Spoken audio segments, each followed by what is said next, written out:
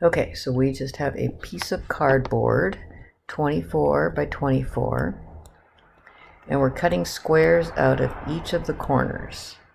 So each of the sides is 24, and I'm cutting these squares out of the corners. So since they're squares, each of the sides of the squares is x. Okay, so we are folding those squares up, and you can think of it as like a box top of a box of printer paper. So the height as a result of the box that I'm making is x. That's going to be the height of the box. And this side length and this side length, they're both going to be the same, which is 24 minus 2x. So what's the volume of our box? The volume of our box will be length times width times height. So I'm going to have 24 minus 2x squared times x. So that's my equation, and that's what I'm going to take the derivative of.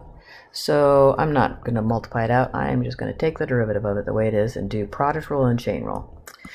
So first, 24 minus 2x squared, derivative of x is 1, plus x, and taking the derivative here, I bring the 2 down, 24 minus 2x to the 1 power times negative 2. So now I do need to, well, I'm going to set it equal to 0, and I'm going to think about it. I notice they both have a factor of 24 minus 2x in common. So factor out of 24 minus 2x. So in this term, so from here, I get a 24 minus 2x left over. So from this term, I'll just have these left over, so that it gives me a minus 4x equaling 0. So I have two things multiplied together equals 0. So I have 24 minus 2x equals 0. So that gives me x is equal to 12. And here I have 24 minus 6x equals 0. So that gives me x equal 4. So now think about it. Do both of these answers make sense? I think not, because if I fold up edges of 12 on the boxes, I have no box. So this is the only one that gives me the maximum volume. All right. So now I have this parabola, 4 minus x squared. Well, and then I know it continues on here, and I know this crosses at 2 and negative 2 and 2.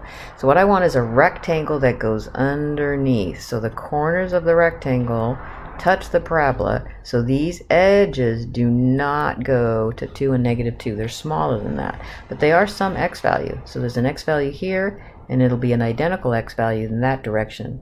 So if I wanted to go find the x value on the x-axis, it would be negative and positive. All right, so I'm trying to find the area of that rectangle, this rectangle. So the area of a rectangle is width times height, and you can see that the width will be 2x. So I get 2x for the width, and the height of the rectangle will be going up to this y value, so the y value on the function. And we know the function name is 4 minus x squared. So my area of my rectangle, I am going to multiply this out, gives me 8x minus 2x cubed. This is what I want to take the derivative of and find the critical numbers of. So 8 minus 6x squared, set that equal to 0, so I get x squared is equal to 8 over 6. So x is equal to plus or minus root 4/3. So plus or minus 2 over root 3. Okay, so let's make sure we answer the question. So dimensions of the rectangle, so I want the height and the width. Okay, so the height will be the y value, so that means I'm going to put this 4 minus, I'm going to be putting in the 4/3 and squaring it, or the root 4/3 and squaring it. So I get 8/3 is the height. So the width will be 2 times my x value. So 2 times 2 over root 3, so that gives me 4 over root 3. Okay, so I'm back to the box problem, but this time I'm looking at the cost.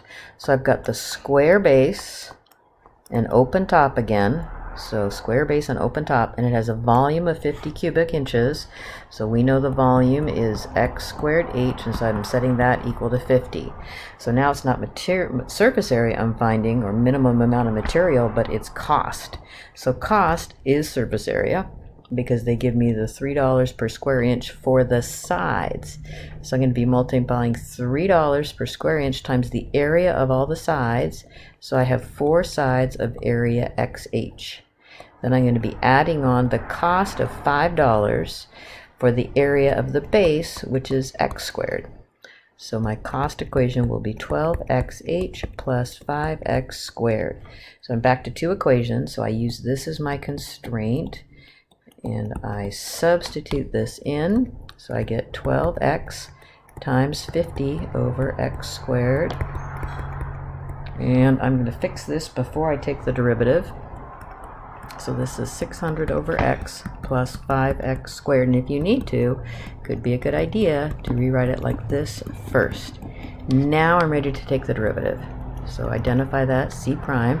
So I get negative 600 x to the negative 2 plus 10x. This is when I find the critical numbers of, so that's why I set it equal to 0. So I'm going to rewrite this and think about what I've got. Okay, I've just got it equal to 0, so let's move this over to the other side. It gets it positive. Multiply by x cubed, and divide by 10, get 60.